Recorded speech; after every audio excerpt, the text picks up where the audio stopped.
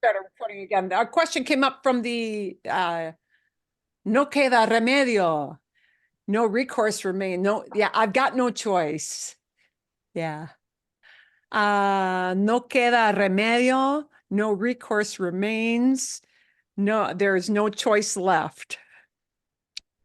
That's way, and they don't use the word choice. Elegir is to choose, yeah, elegir, but yeah, yeah, hard to translate exactly. It's a little cumbersome in the translation, but so it is. The English, I looked up the English words and it says, my heart can't help but to love you. Yeah, right. When songs get translated, and this happens with movies, especially movie titles getting translated, they have to be very creative because you're essentially translating poetry put to music.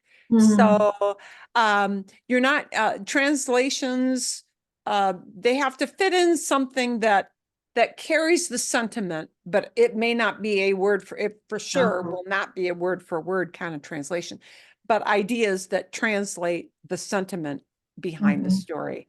Yeah, that's the thing that winds up happening. So, así es. So it is. I'm glad you enjoyed the song. It's an easy song to understand, two lovers separated by distance and kind of trying to hang on to the little contact that you've got, and notice they have the old cameras and no internet. So yeah. We remember those days, but certain ages would not remember those days. Okay. A ver. We are going to do some reading practice. We are going to do some one little more snippet of listening to words connecting. We're going to start with that one little more snippet to listen to words connecting. We're going to do our we're going to see what you understood from the video, which was an interesting video of that military thing. Yeah, sí. Así es. Perdón. Estoy arreglando mis cositas aquí. I'm getting my little tabs arranged here. Bien. Vamos a empezar con el tema, la idea de conectar palabras. I'm going to take just a little snippet of a couple of things that again show how we need to listen carefully for the way words connect. Vale la pena. I think it's worth it to do that. I'll send you the whole link. We're not going to listen to this whole thing, but this will kind of illustrate how you have to listen for how all those words slide together. Perdón, I need to make sure I've got my sound turned on with that. Sí, tengo el sonido. A ver, bueno. Gonzalo Celorio es el actual director de la Academia Mexicana de la Lengua. He's introducing the guy who's going to say something. This is going to be a native speaker saying something quickly. La autoridad del idioma español en México. Presta mucha atención a la siguiente frase. Pay a lot of attention to the following sentence. Si no la entiendes, presiona la flecha izquierda o toca dos veces a la izquierda de la pantalla para volver a escucharla. Lo que los seres humanos hacen. Escuchemos otra vez. Lo que los seres humanos hacen. And he had phonetic spelling there. Lo que los seres. There's the phonetic spelling. Lo que los seres humanos hacen. And that is how they slide together. Lo que los seres humanos hacen. Lo que los seres humanos hacen. He's going to take that apart. Humanos hacen. ¿Su mano? La mano. ¿Su mano? What? What? Because almost everybody picks up the mano. Okay. Lo que los seres humanos hacen. ¿De quién? Escuchemos otra vez. Lo que los seres humanos hacen. There is what he really said. But there, it's split up into words that you can read and say, I know what that means. Lo que, what, that which, but what. Lo que los seres humanos hacen. Seres humanos is way saying human beings. Okay, so that term of seres humanos, you may not be familiar with. Humanos, you can figure out, right? But ser, to be, when we use it as a noun, seres, beings. Yeah. Los seres humanos is human beings. Lo que los seres humanos hacen means what human beings do. Right? But if you have to look at it word for word, there's our first kind of hurdle. That which beings human do. And when that all gets translated to lo que los seres humanos hacen, yeah, and that might be easier to understand, but when you really run it all together, that phonetic spelling at the bottom is what you really hear, which is why it's hard and why you have to rewind and listen to these more than one time. And hear the lo que los seres humanos. And in the video, he breaks down how that runs together. I'm not going to play that whole thing, but you can hear how that becomes problematic for us as non-native speakers listening to that. And there's one other little thing I'm going to play because he actually has kind of a methodology, which I'm not going to run us through yet today. Uy, momentito. Lo que inventa. Okay. Another little snippet that is helpful to hear. Ooh, no.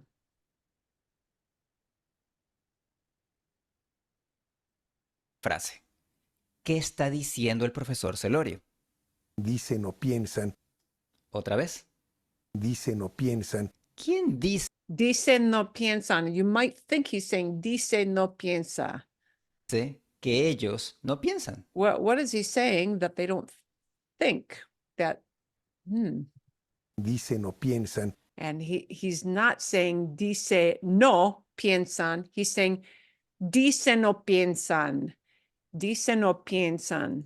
La N de dicen se ha unido con O y por eso parece que está diciendo no. Escuchemos otra vez al profesor Celorio. Dice no piensan. That's what he's really saying. Dice no piensan. But it's not dice no piensan. That's not what he's saying. The dicen, they say or they think. They say or they think. But the way it slides together, that dicen no, dicen o. So he's not going to pause between those two. There's where we struggle with listening comprehension, right? Dicen o piensan, dicen o piensan. He's not going to pause. And because they run together, it sounds like he's saying dicen no, dicen no. But it's really dicen no piensan. So, these are things where you think, oh, they're speaking too fast. They're not necessarily really speaking too fast. They're just connecting words in ways you don't expect. But this happens because we've got an N that slides into that little word o. Dicen no piensan. Okay? And that's why we sometimes struggle. So, if you're interested in doing the nerdy thing of listening to his whole breakdown, you can do that. You may not really want to listen to the whole video, but just find the snippets where he has those examples. I think he's got like 3 or 4 examples in that video that he breaks down. It might be interesting to listen to those little snippets. See.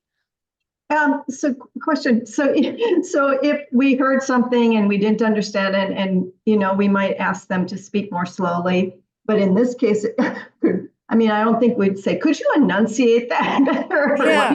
Well, it would be like us saying, can I break that down easier for you? Right. But that is really pausing between you may need to ask somebody to pause between words because it's very tough. In English, it's very tough for a native speaker to not, if for an English speaker to not do those word slides. It's what we do.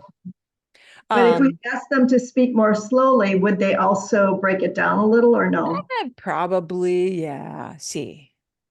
Probably, sí. Enough so that you would catch more of it. And if you are catching 60 to 70%, pat yourself on the back. That's good. Okay, that's good. It's also the cadence.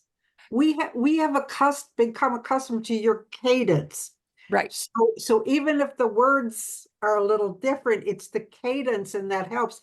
But when you hear someone for the first time, you just don't know how they Eso es. That is proceed. exactly right. And that can also differ between the cadence of a Mexican versus the cadence of a Spaniard versus the cadence of somebody from Costa Rica.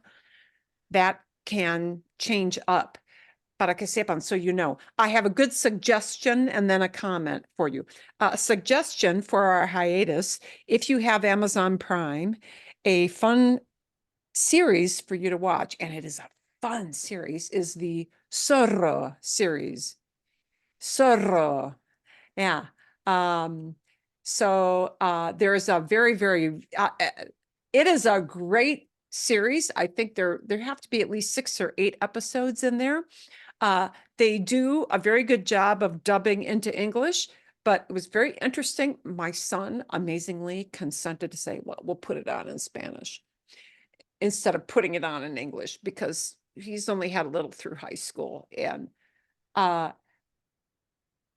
he preferred listening to it in Spanish with the English subtitles.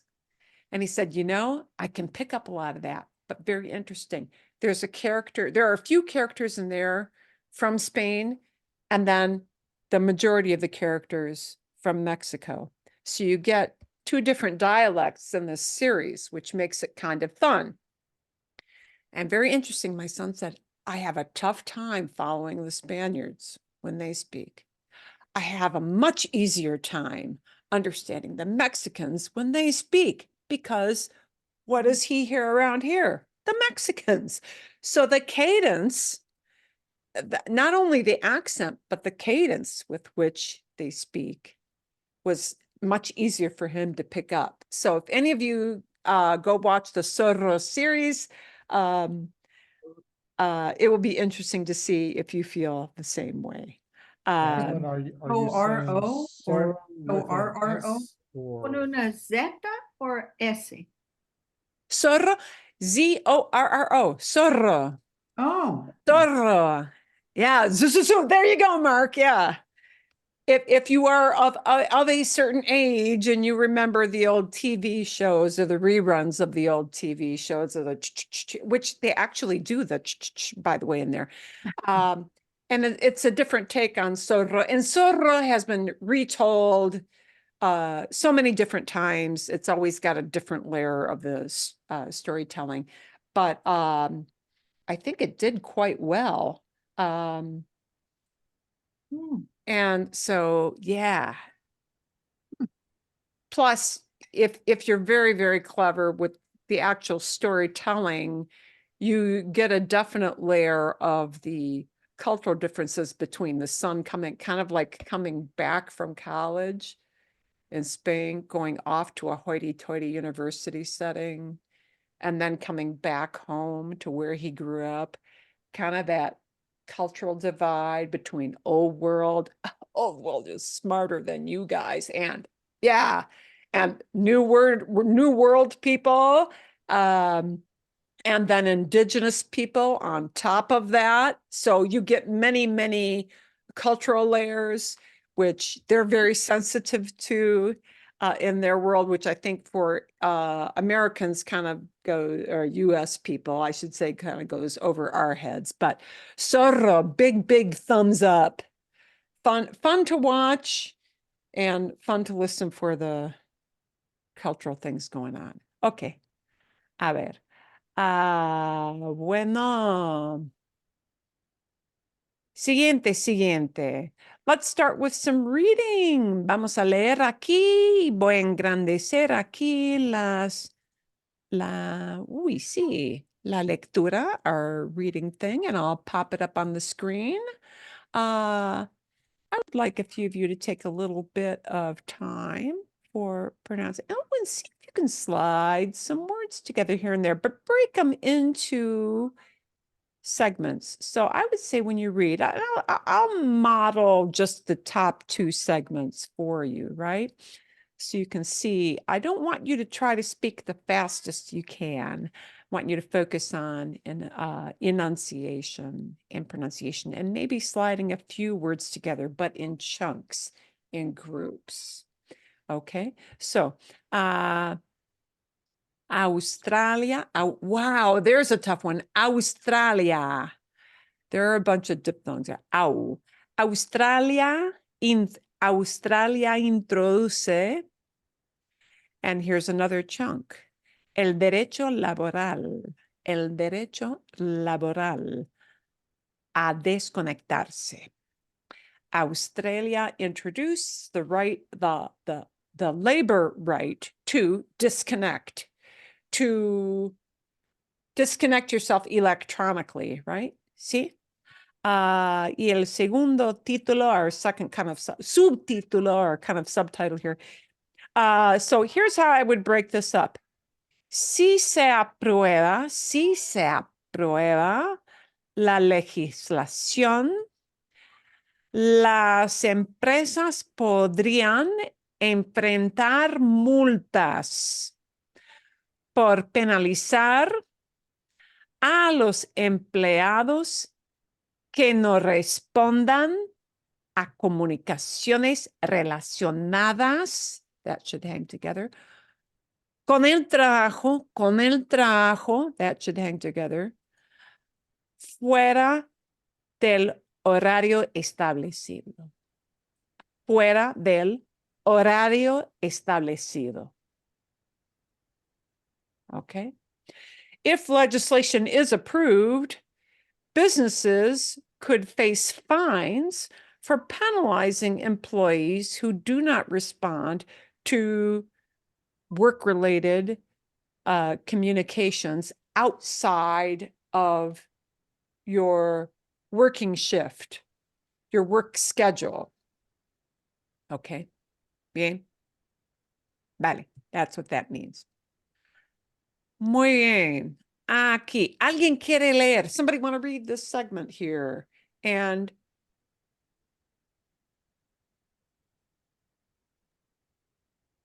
here's something you'll want. I'll kind I can of. go. Okay. And I noticed, by the way, estén is subjunctive, right? It Because is we don't know. subjunctive It'll because we don't know. It's like, it's not talking about a habit. It's talking about when this thing may come up. I wouldn't think to put it there, but I noticed it. Cuando- Cuando estén fuera Mhm. del horario laboral. Laboral. Ah, bien. Y el jefe los llamado por teléfono, los trabajadores australianos que ya figuran entre los más descansados y satisfechos del mundo podrían pronto tocar la opción rechazar para dedicarse al dulce llamado de la playa. De la playa, bien, sí. Mhm. When they may be outside of the work day or the work schedule, and the boss is calling on the phone, Australian workers who already who are already considered the most rested and most satisfied employees of the world may be able pretty soon, pronto, to choose the reject. Rechazar es reject. Or so we may call it reject or deny. You know, when you decline a phone call. Yeah, there's the decline idea. May choose, reject, or decline in order to dedicate themselves to the sweet call of the beach. Aha. Okay. Why did they spell este, E-S-T-E? That seems wrong. ESTE. Yeah, All this stuff hangs together with this cuando clause. Okay. When they are outside of their work schedule and the boss might be calling them on the Okay. phone. So there are two events connected But to they're that both subjunctive. cuando phrase. Okay. This is not a cuando of a habit. It is the cuando of when they may be in this situation and the boss may be calling. So you can look at esté llamando as may be calling and estén fuera del horario when they're outside of the scheduled hours, when they're outside of the work schedule. Mhm. Yeah, you can look at both of those as maybes, okay, in a hypothetical situation. Bien. Vale. Aquí. ¿Quién? Diana, ¿quieres? Oh, and you're on mute. Perdón.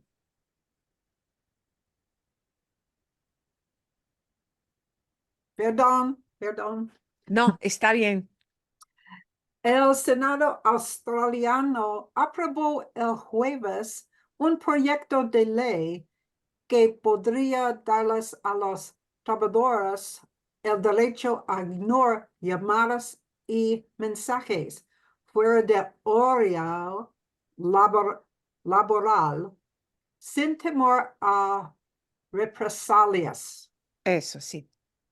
Ahora, el documento regresará a la Cámara de Representantes para su aprobación definitiva. Bien. Okay, and here's a phrase that's actually a helpful phrase to know. Del horario laboral.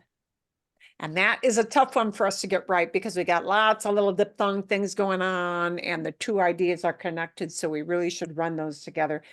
El horario laboral.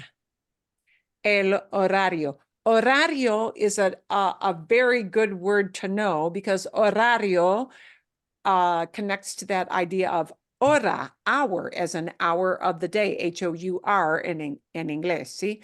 Horario. Horario is schedule.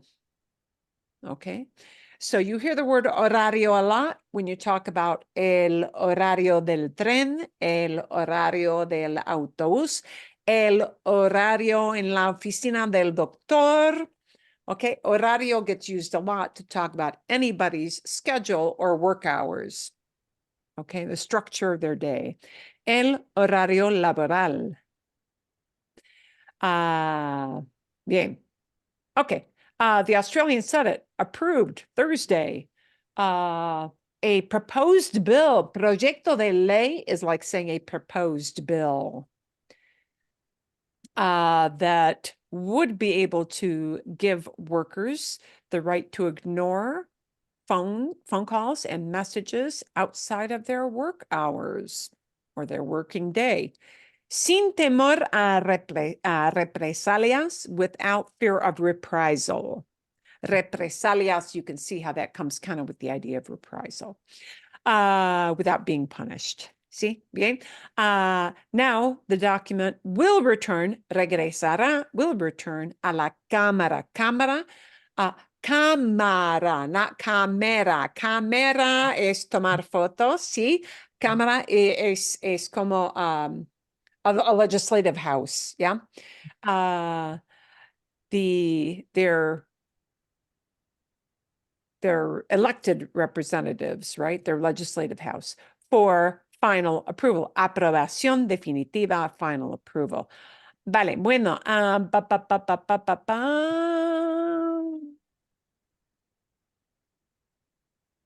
Ok, aquí. Esta parte. ¿Quién quiere leer aquí? Bueno, Marcos.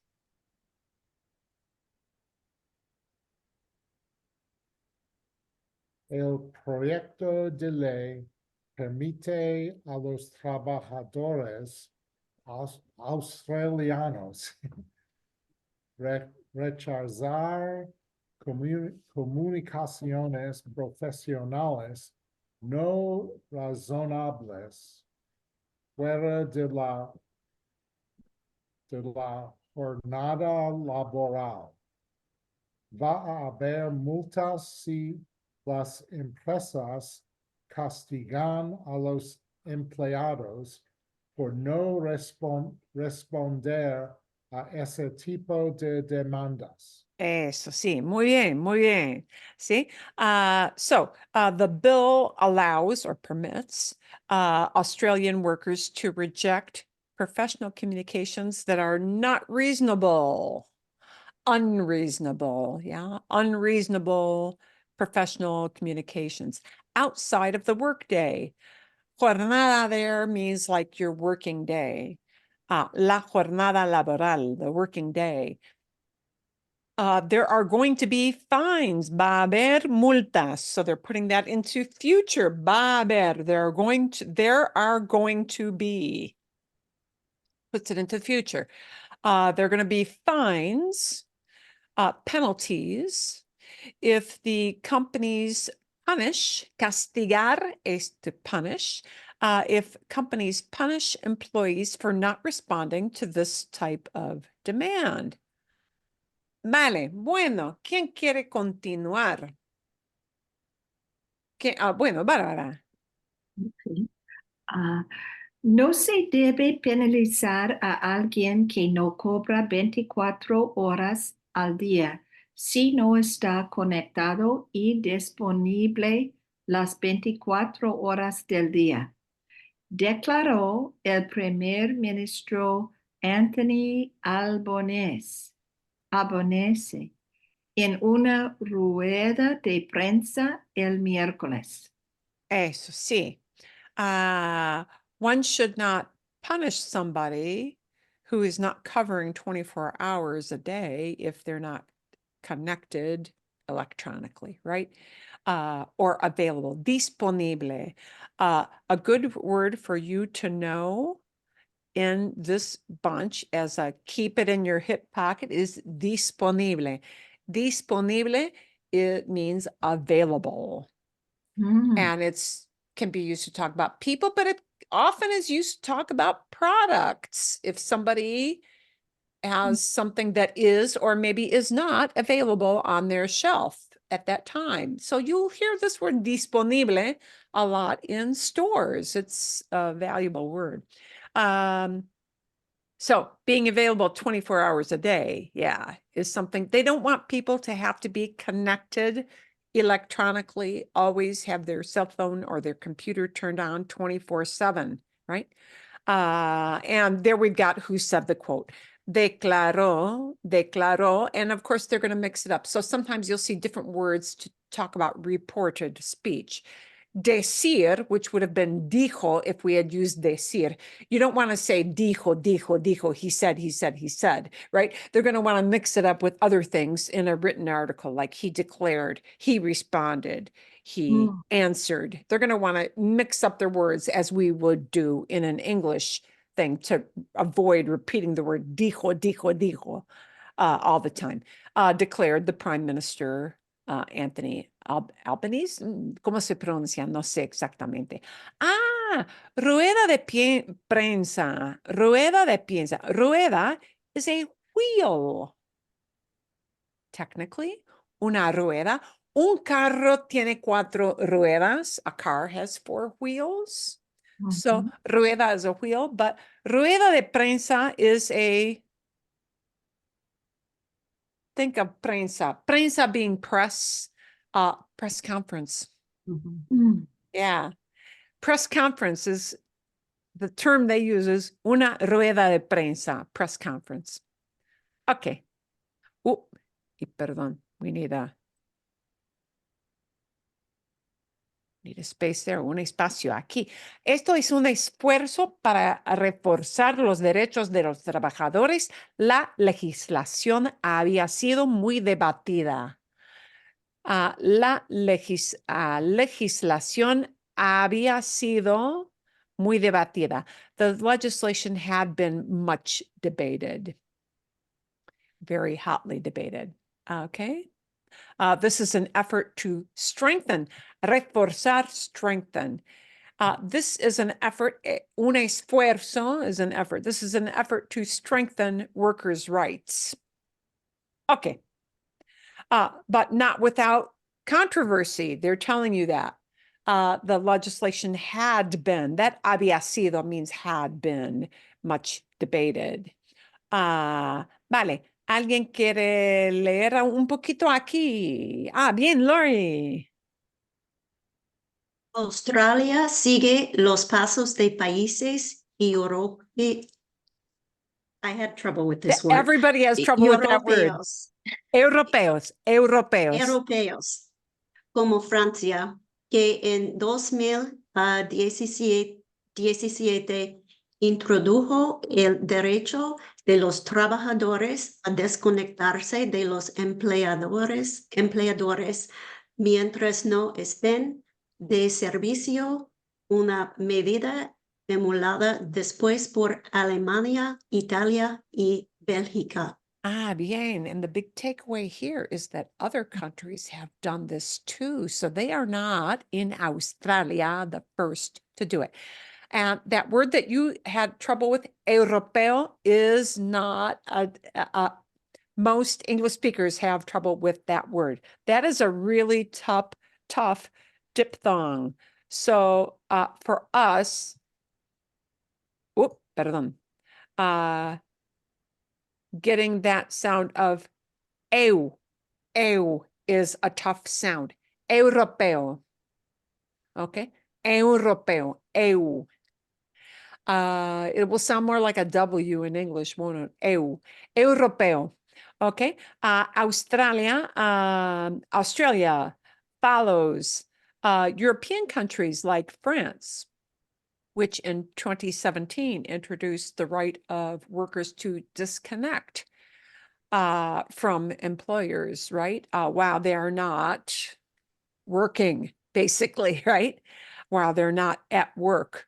A measure, una medida, it means a measure, una medida. A measure emulated later by Germany, Italy, Belgium. So I would say that US people are considered very weird by many Europeans in that many of us, when we go on vacation, are still connected to work in some way and expected to respond in some way. And they often consider that, you people really allow that sort of thing, but that's what we do. El mundo está conectado, pero eso ha creado un problema. The world is connected, but that has created a problem, declaró Tony Burke, ministro de Trabajo y Relaciones Laborales. Bien. Aquí. Madeline, would you say that eso ha creado again? I want to listen to how you blend that together. Eso ha creado. In my mind, I would think eso. Sí, pero es ha creado. Pero eso ha creado. Lots of. Pero eso ha creado. Okay, thanks. Yeah, but eso ha creado. That's all gonna, and notice that, and especially with words like right? Is it that's just the letter A, or is it that's HA? Yeah, but you know it's HA because that word that follows, creado, right? A form of haber, which English we would say has or have, has, ha creado, because of the creado word, created being a past participle, that always gets, often gets connected to that. It's a structure. Ha creado, ha creado. Pero es ha creado. Yeah. Yeah. I don't ever hear that. It's And It's- you hearing that is going to be right. If you heard that on a radio podcast or a TV news show, that would be a tough thing to make that connection. But remember that, you know, that H from a is silent, it comes from haber. So the forms are e, and that's a tough one to pick up too. He, Mhm. as, a, hemos, han. He creado, has creado. Has creado will be a little easier to pick up because you get an S, has creado. But that's only if you're talking to somebody saying tú, right? Mhm. So, you know, in the news world, you're usually going to hear it as he creado, ha creado, han creado. Maybe if you're lucky, hemos creado, but you probably won't be that lucky that it'll be hemos creado. That would be, you know, an obvious one, but eso, eso ha creado. Yeah, they all run together. Okay. A ver. Bien, bien, bien, bien, bien. Alguien, anybody want to do a reading here? ¿Alguien? Sí, Carrie. Bien. Si tienes un trabajo en el que solo te pagan por las horas exactas que trabajas, algunas personas se encuentran ahora en la situación constante de tener problemas si no revisan sus correos electrónicos añadido Berke. Sí, sí, añadió, sí, añadió, sí. Okay. And when you're reading it or listening, here's how you should think of the chunk. Si tienes un trabajo, if you have a job, en el que solo te pagan. Only they pay you. Only to you they pay. If you have a job in which they only pay you por las horas exactas que trabajas, or the exact number of hours that you work, algunas personas se encuentran, some people find themselves now, se encuentran ahora en la situación constante, in the constant situation de tener problemas, of having problems, si no revisan, if they don't check, if they don't review, but if they don't check sus correos electrónicos. Okay. Revisar is to revise, to go over again, to look at something, to check. Yeah. And think of the number of things that check might be literally making a mark, right? If checking means you're looking at something carefully again, the right word for that is probably revisar. No revisan sus correos electrónicos, and those words are going always run together. Correos electrónicos, they're emails. Okay. And the añadió, again, is just a word, instead of saying dijo, added, right? It's a way to change up, so it's not dijo all the time. A ver. Sí. Una pregunta. Andio, también ellos usan esta palabra en la cocina. Eso sí, exacto. We also use that word añadió a lot in the cooking world, in the recipe world. Añadir can be the figurative, adding something, adding a thought, adding a comment. It can be physically adding something. Sí, añadió sal. He added salt. Muy bien. Buena observación. Vale, bueno. Algo más. Anybody want to do a little more reading here? Un poquito más. Bárbara, Sure. sí. Ok. Es razonable que los empleadores se pongan en contacto con sus trabajadores para hablar de turnos y otros asuntos. Dijo, pero los trabajadores no deberían estar obligados a responder estos mensajes durante sus horas no compensadas. Eso sí. And notice we've got something that introduces a subjunctive. This is like the es razonable is just like es imposible, es posible, es importante. Yeah. This es the impersonal phrases that begin with es.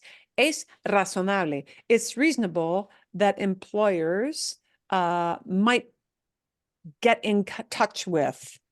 We would translate this for get in touch with, yeah, or just contact. May contact their workers. To do what? To talk about shifts.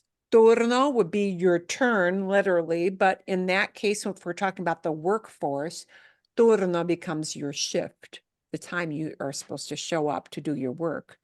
Shifts or other matters, y otros asuntos, and other matters. See, he said, but workers should not be obligated to respond to these messages during their non-compensated hours, unpaid hours.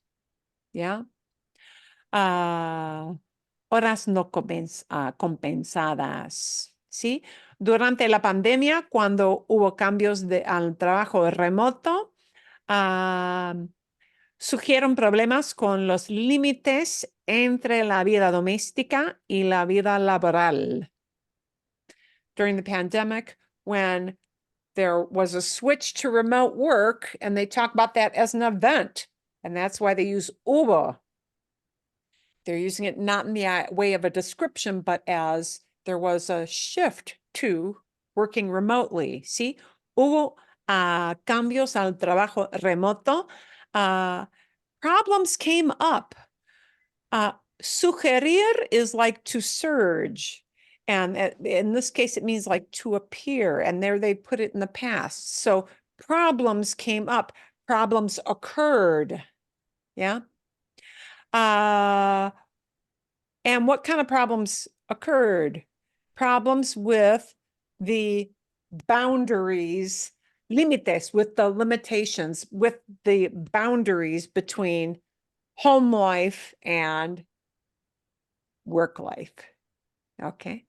And límites, they're probably the better, but you know what a límite is. It's like, no, no más, no further than that, right? A limit.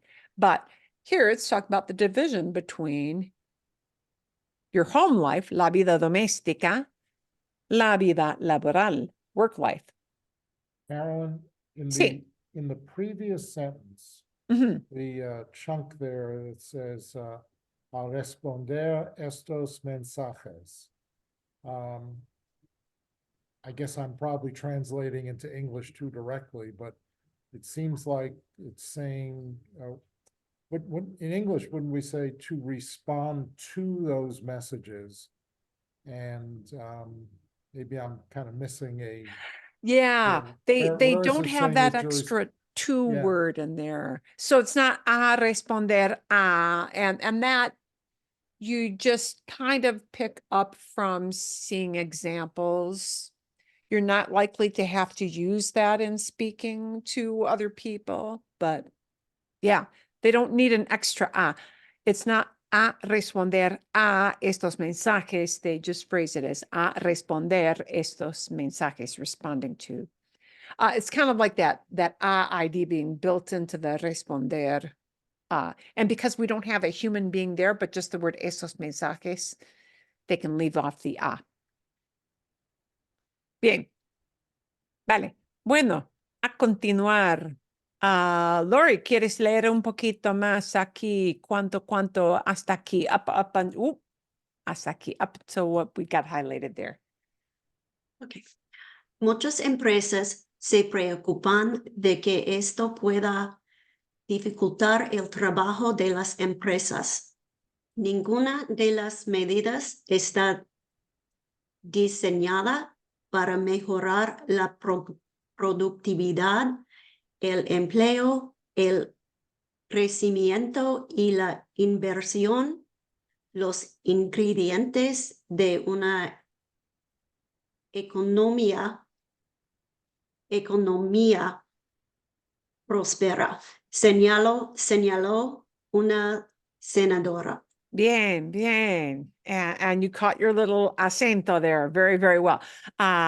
Many companies worry that this might make something difficult. Dificultar is to make difficult or to complicate, I guess you could also say. That this could, maybe. This could make the job of companies more difficult.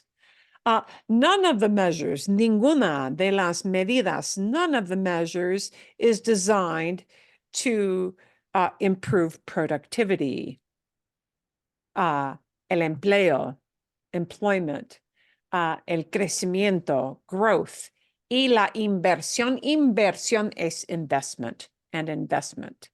The ingredients of a prosperous economy, added one senator. So it's, you got the pros and the cons coming in. Well, people want to disconnect because they never have a life outside of work, but they're saying, okay, but this is making the job of a company difficult. So you're getting the other side of that argument there.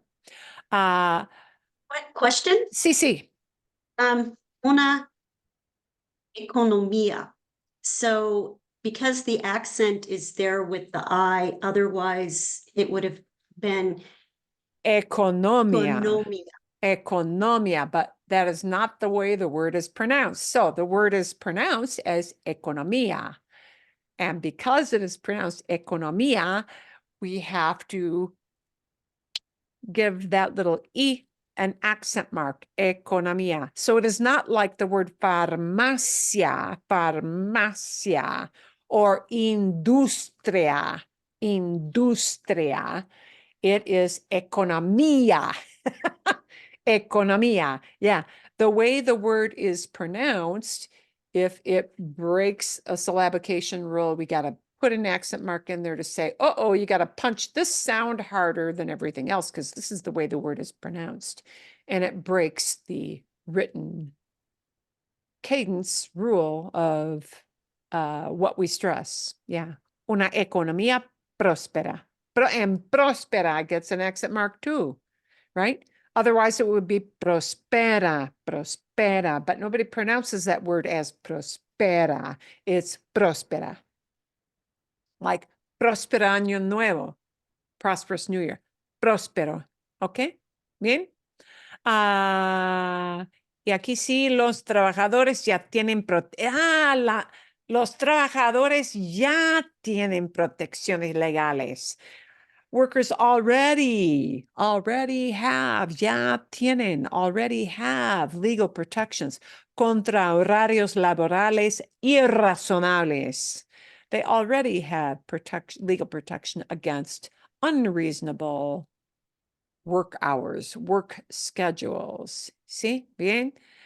Y vale, un poquito más. Uy, ¿dónde estamos aquí? Es largo. I think that's all one sentence. Es una frase entera. ¿Alguien quiere leer? Anybody want to take this one on? Es una frase larga. Ya lo sé. Nora, ¿quieres? I'll try it again. Those words look short. Bien. Los australianos ya disfrutan de una serie de beneficios, como 20 días de vacaciones anuales retribuidas. That's a hard word. Let's take that one. Retribuidas. retribuidas. Buidas. Licencia por enfermedad paga obligatoria. Permiso por servicio prolongado de 6 semanas para quienes hayan permanecido en una empresa al menos 7 años, 18 semanas de licencia por maternidad. Oh, I like that. Ay, sí. Retribuidas. Retribuidas, sí. Retribuidas. Y un salario mínimo en todo el país de casi $15 la hora. Bien, sí. Now, you are not likely to have to use in speaking to somebody the word retribuidas. So I would say don't get the underwear all bunched up over that word retribuidas. This is not a word. It is good for great formal writing, right? But it is not something you're necessarily going to need for speaking to Tom, Dick, or Harry on the street. Retribuidas, okay? So we want to focus on words that are important. You know, this one sometimes does come up, beneficios. Es buena palabra. That's an important one to have. Enfermedad, illness, see? Also a good one to have. You know, maybe even licencia. Licencia can be used in lots of ways, as in literally license, or in this case, they're using in the as the idea of leave, as in the ability to not be at work, to have, you know, your absence from work is blessed, is allowed, is granted. Yeah, that kind of leave. Sí, okay. Question? Sí, sí. La palabra una serie? I'm not Serie. quite sure. Serie. There's a good word to know if you want to talk about TV shows, because there you have series, series, and people in conversations will say, hey, have you been watching that serie, that series, meaning it's not one single movie, it's a bunch of TV shows that hang together, one episode after the other. An episodic show is a serie. So when people talk about a favorite series on TV, an episodic number of programs that hang together for the same story, it'll be called serie. That is a good word to have for a conversation. Una serie de here it is used as a series, not talking about TV, but yeah, serie. Australians already enjoy, ya disfrutan, already enjoy a series of benefits like 20 annual vacation days. That's pretty good. And paid. Retribuidas is paid. So you can look at it as a more formal, more employment-oriented word than pagado. You could say pagado, paid, but retribuida or retribuido means paid. So paid vacation, right? Maternity leave. Oh, no, I'm sorry. Sick leave, right? Sick days. Mandatory, obligatoria. Mandatory, meaning it's obliged. Mandatory sick leave. Wow. Prolonged service leave. I don't even know anybody who's got this. 6 weeks?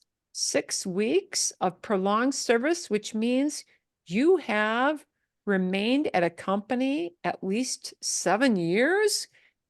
Does anybody, maybe sabbatical? People get, we would call that, yeah, sabbaticals, which you typically don't get in an American firm unless you've been, and some people don't get sabbaticals at all, right?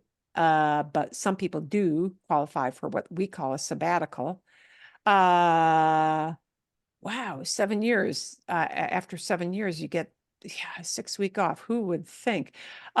18 weeks of paid maternity leave. Well, forget that. Unless you work for a very big company, you will not get that here. In a small company, that's amount of time is very seldom given. And minimum salary. Yeah, minimum wage. We call it minimum wage. Salario mínimo. Salario mínimo, we call it minimum wage for everybody, $15. Well, okay.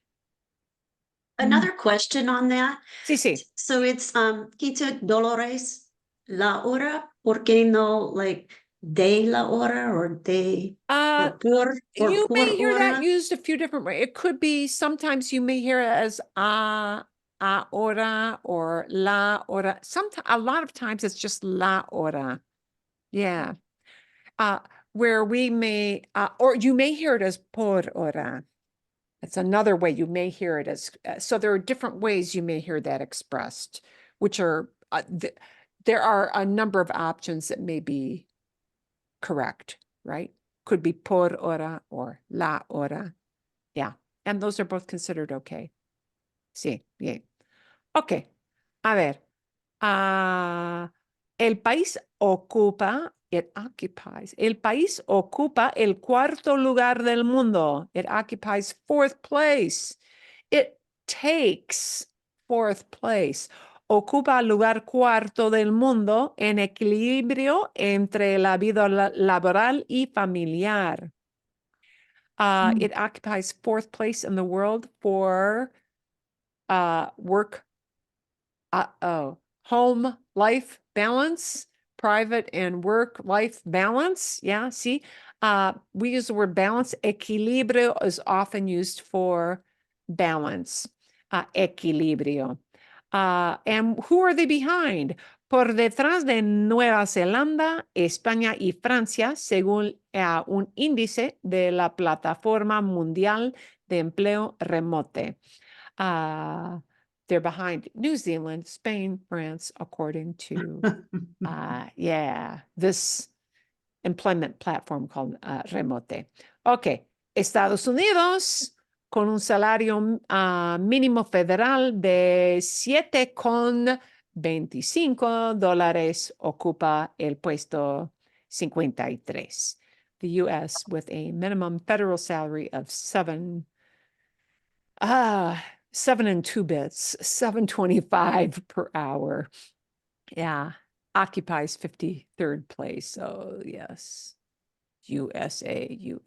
Here we go. Okay. El equilibrio entre la vida laboral y personal es un marcador cultural para los australianos. Balance between work life and personal life is a cultural marker. Yeah, it's something important to them for Australians. Aseguró Jones. Vamos a la playa, paseamos y tenemos tiempo libre. We go to the beach, we stroll around, and we have free time. Okay. A ver. Qué suerte. What luck. Qué suerte. Qué suerte tienen los australianos. How lucky those Aussies are. Okay. From the land down under. Yeah. But a great little bit of reading to have. Okay. A ver. Siguiente.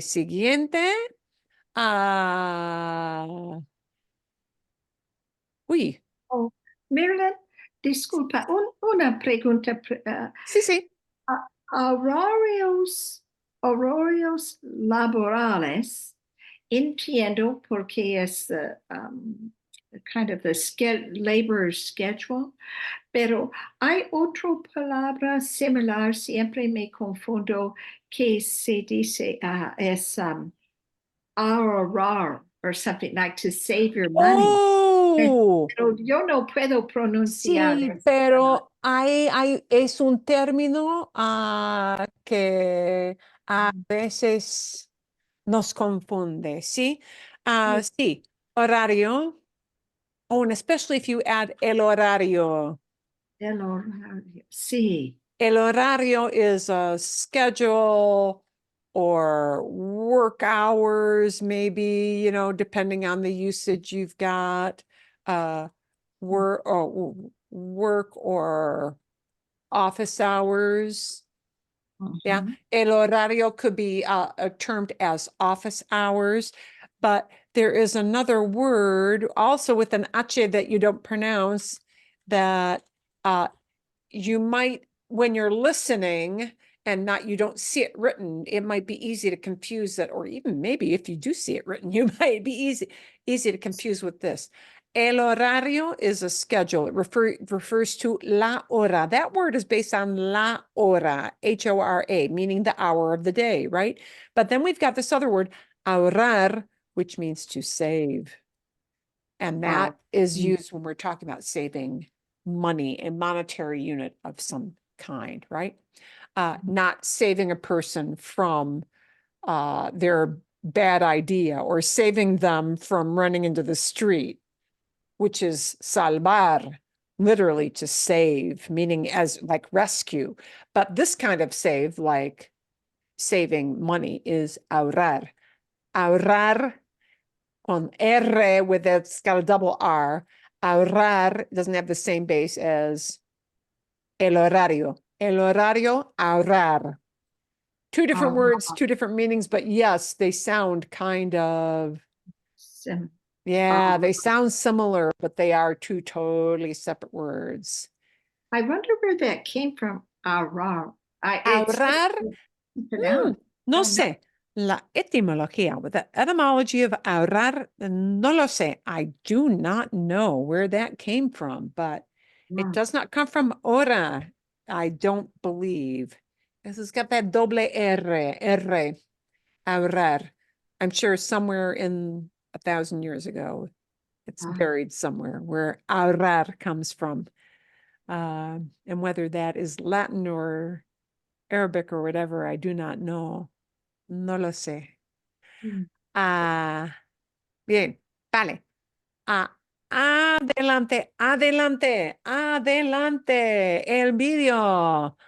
Me encantó este vídeo y muy interesante, ¿sí? ¿Hay algo que no entendieron ustedes? Is there anything that you guys did not understand from that video? Y habló del proceso de la princesa, el proceso de entrenamiento para la princesa española. Sí, Lori. I had a question about one phrase that he used. It was like como otro más, like everyone else was with that translated to. So is otro más another way of saying todo el mundo for everyone?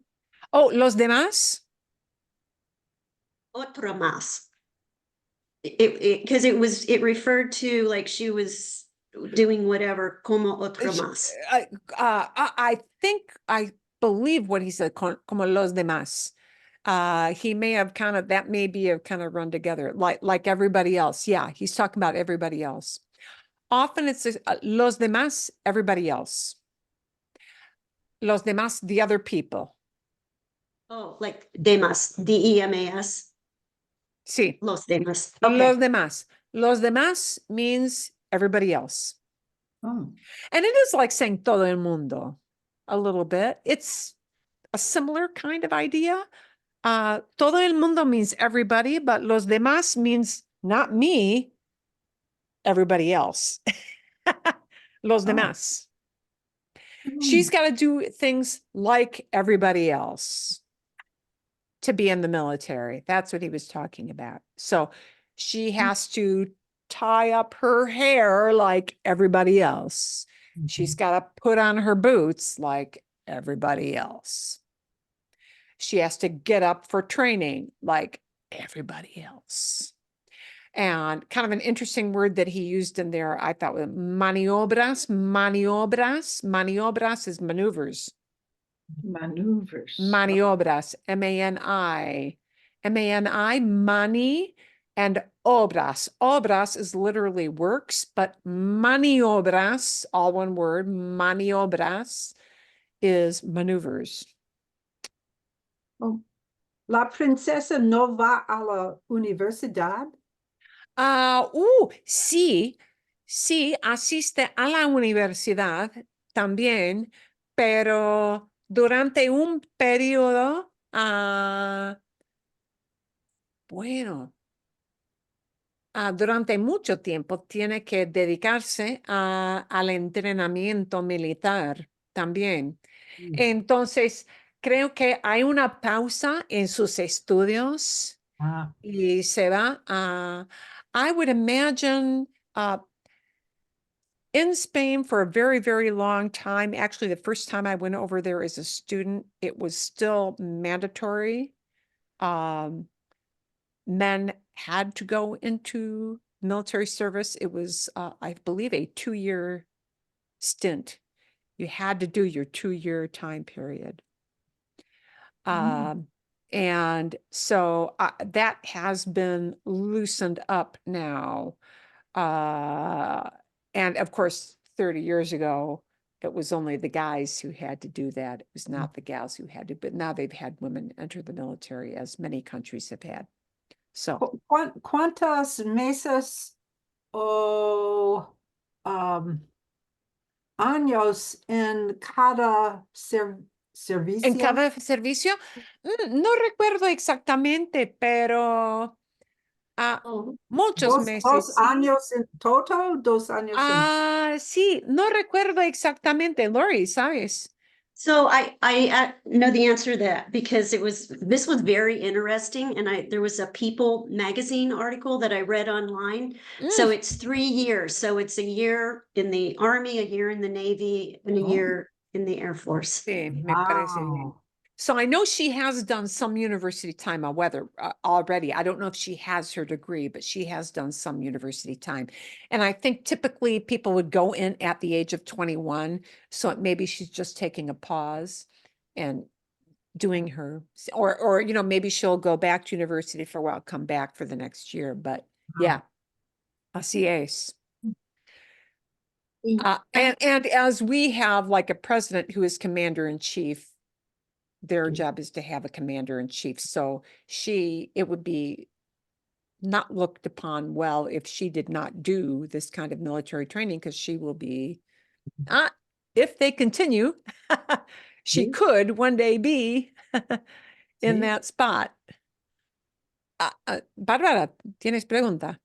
porque entiendo de que es obligatorio para ella, porque cuando ella cuando ella completará este trabajo en el military, ella tiene que tener estas cualificaciones porque ella es parte de la para que pueda estar preparada, ¿sí? Para la posición en el futuro de ser la reina. Sí.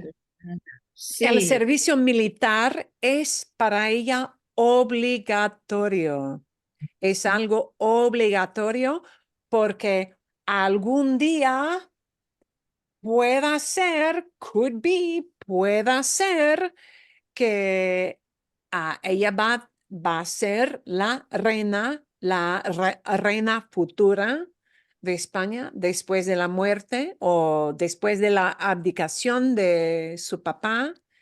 Así que para hacer ese trabajo, para realizar el trabajo de ser reina, hay que saber mucho del mundo militar. Es Tan diferencia que Inglaterra en la serie The Crown. The Crown, sí, la corona. Elizabeth no sé nada. Sí. Exactamente. Sí, y fue a la situación de entrenar el futuro rey, por ejemplo, de Inglaterra con Carlos o con William y con Harry, ¿sí? Los dos. se fueron a la vida militar. They went off to military life, both of them, ¿sí? Por Pero ser... no Elizabeth. Pero hace sí, muchos pero muchos sí. años pasado. Sí. Isabel hizo algo en sus años de adolescencia, porque en su adolescencia, sí, su adolescencia ocurrió en los años de la Segunda Guerra Mundial. Así que sirvió, pero como mecánica Sí. en el ejército. She served as a mechanic in the military, which was considered in that era for a woman a more acceptable way to serve in the military as rather than being a pilot for her. But she still served, albeit not with a gun in hand. You know what? I bet she does know how to shoot anyway. Those people shoot birds and all kinds of stuff, don't they? Yeah, they shoot. No, it's es algo de la clase social, ¿sí? Vamos a cazar a los pájaros y cazar a los venados, yeah, hunting deer and all that stuff. Sí. And deer too. I think she shoots deer on her property and yeah. Sí, eso, exacto, Y exacto. la hermana de ella tiene que...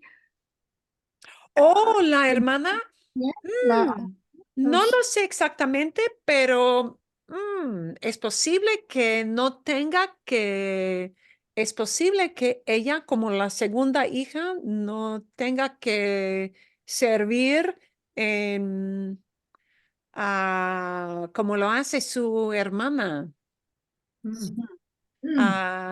Y es una hermana menor también, así que es probable que ella estudie en la universidad como hija menor y como hermana menor de Leonor. Sí, y se fijaron ustedes, did you guys notice que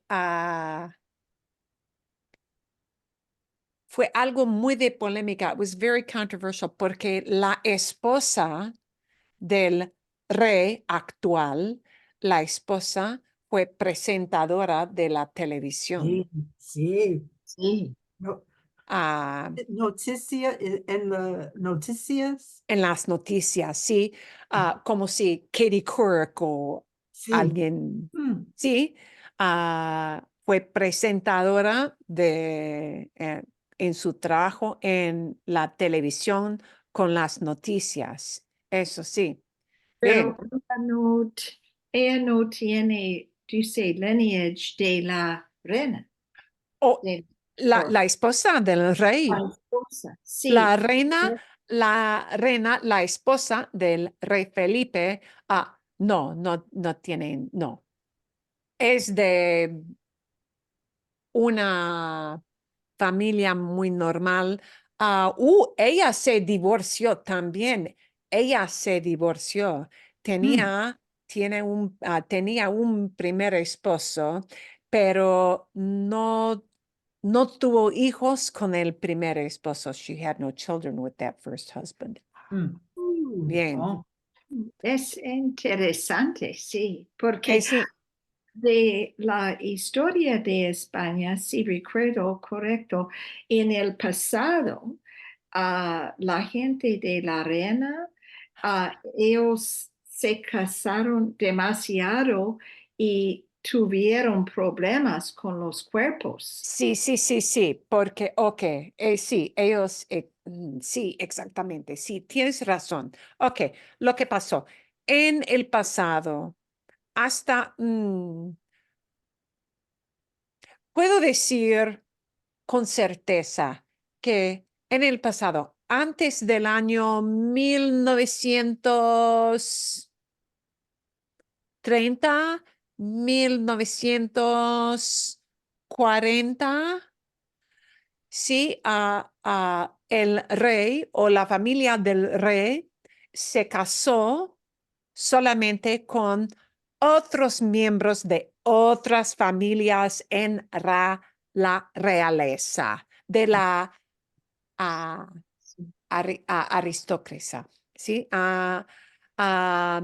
Familias aristocráticas se casaron con la familia del rey por tradición. Y ahora es cosa de la antigüedad, más sí que no es obligatorio. Pues con William también en Inglaterra, Kate Middleton no viene de la aristocracia. Ella es de una familia muy normal. Bien. Y así pasa. Ok. Vale. Tengo unas ideas breves que quizás podemos hablar un poquito. En cuanto a la información del video ¿para qué sirve la monarquía en otros países? ¿Es buena idea tener monarquía o no? Como Inglaterra tiene monarquía, Francia no, España sí, Italia no, ya no. ¿Para qué sirve la monarquía? ¿O no sirve para nada?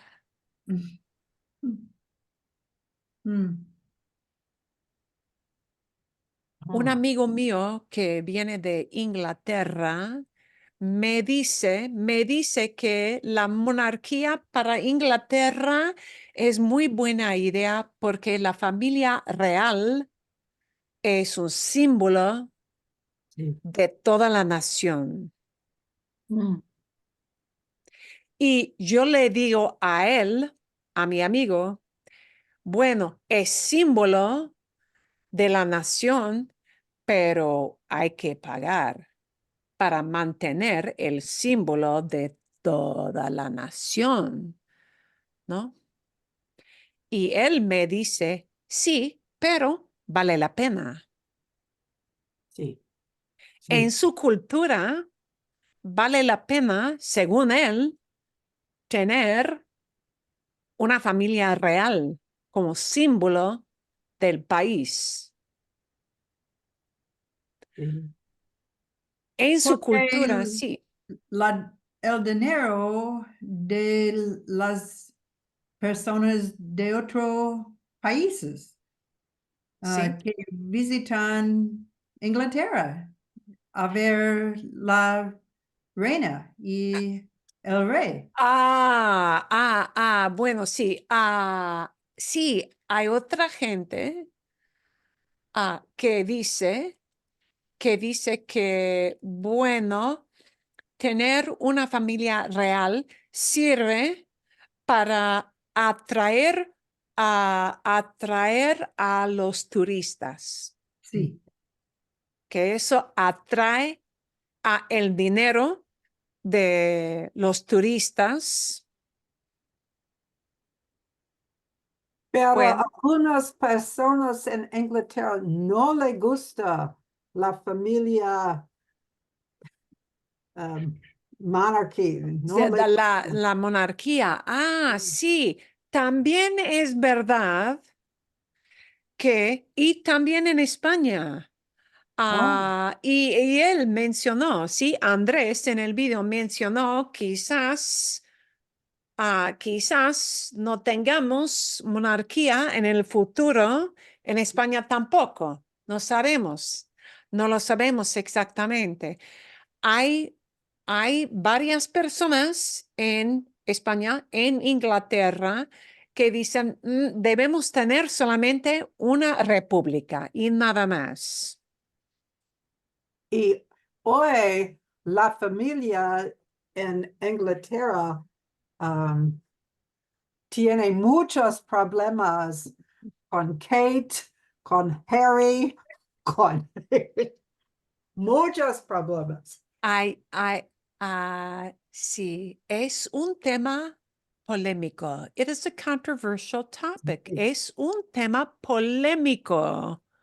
Sí, porque a veces hay problemas con la familia, hay problemas de la salud, hay problemas de que el país, la nación, tiene gastos, has expenses, tiene gastos con la familia real y hay partes del público, hay los que dicen que ya no vale la pena en el mundo moderno mantener a una familia real. Debemos ser solamente una república, ¿sí? En nuestra cultura de Estados Unidos no tenemos una historia de monarquía aquí. Así que para nosotros es idea ajena. It's an idea that's really ajena. It's out of not in our wheelhouse. No, ajena. Ajena. It's far from ancient? us. Ajena. It is a foreign type idea para los estadounidenses. Para los estadounidenses es una idea ajena. It's a really foreign or kind of far-flung idea. How do you spell that? Ajena. A-J-E-N-A. A-J-E-N-O or N-A. Oh, like foreign. Ajeno means something Foreign. foreign, far off, Foreign. out Mine of says your unaffiliated. experience. Yeah. Sí, eso. Pero muchas personas en los Estados Unidos son muy interesantes en la monarquía. Sí, a muchas personas les interesa la vida de la familia real. Por ejemplo, en Inglaterra, ¿sí? Hay mucha gente que lee con mucho interés de los problemas, de los escándalos, de los matrimonios de la familia real. Es una cosa de chisme, it's a gossip thing, ¿no? Sí, oh sí. De cultura popular. Pero no tenemos una monarquía nuestra, no existe, no existe. Pero esta idea debe servir más gente en las fuerzas militares. Ahora en nuestra cultura, el servicio militar no es obligatorio porque no estamos en guerra oficialmente. Pero hay mucha gente que dice que es buena idea que cada persona debe servir quizás en las fuerzas militares, quizás 2 años, así. ¿Qué creen ustedes? ¿Es buena idea servir en las fuerzas militares o quizás servir de otra manera que no es militar, sino con servicio en las escuelas, con servicio en el servicio de la salud, de algo? Es una pregunta muy interesante, pero no, no tener conversación sobre la pregunta. Sí, sí, creo que creo que hay gente que, bueno, hay opiniones, hay personas que opinan que es buena idea servir de, de Algo. alguna manera. Sí. Quizás en las fuerzas militares, quizás para el servicio del público, que no es militar, pero sería buena idea, ¿sí? Para unir a la nación, unir mejor a la nación, ¿sí? Sí. Para servir a toda la comunidad. There was more in English, more conversation about that when the Peace Corps began. There was more conversation then about that, Sí, some type of service. fue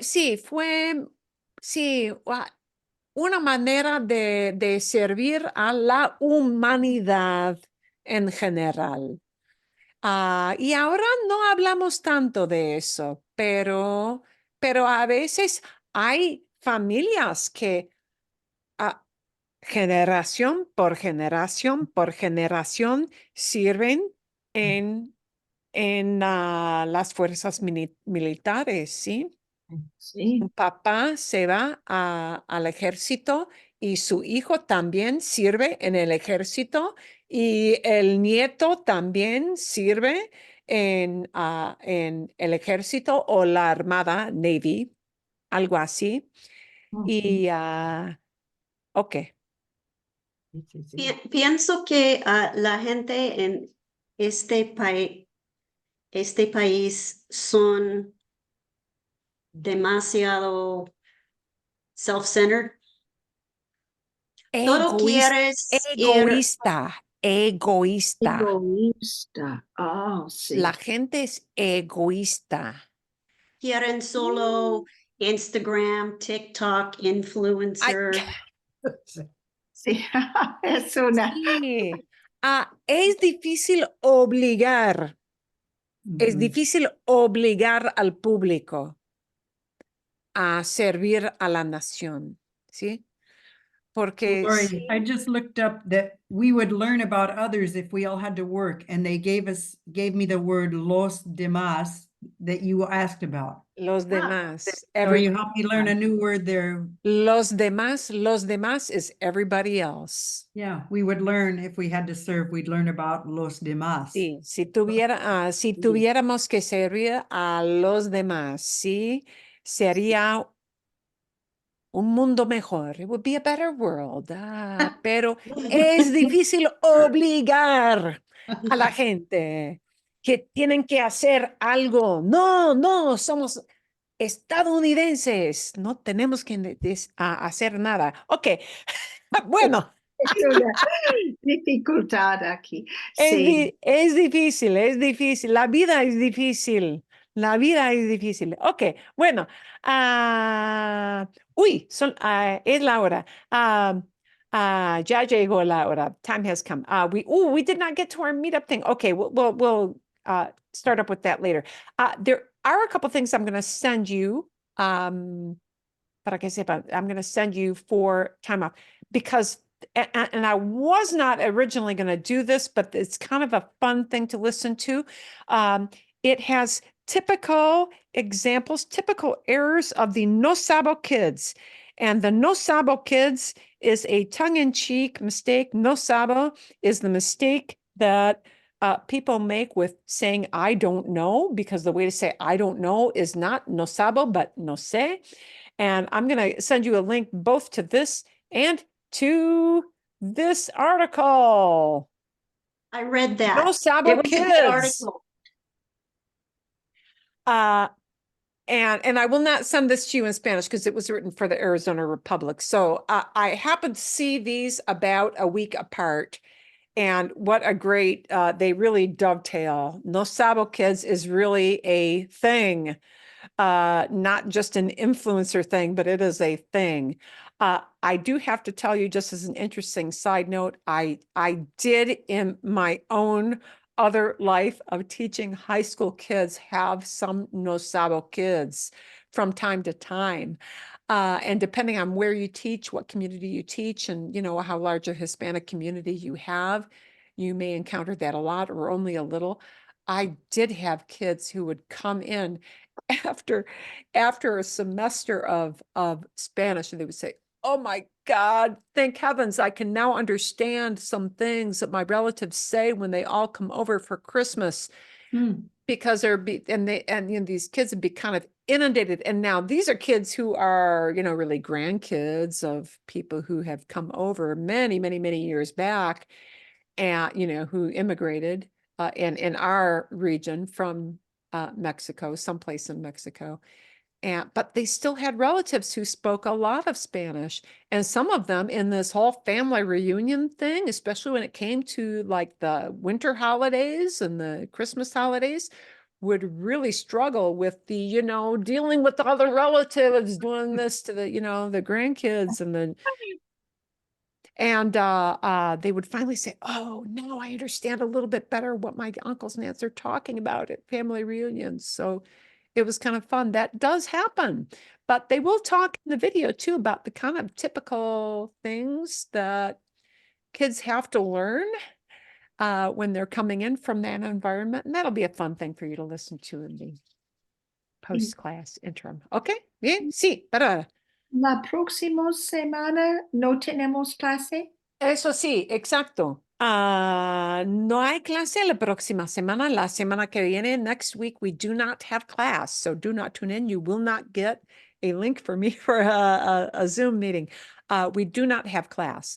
But April 1st, classes start April 1st. So that week of April 1st, so right after, if you celebrate Easter, it'll be April 1st. April 1st is a Monday.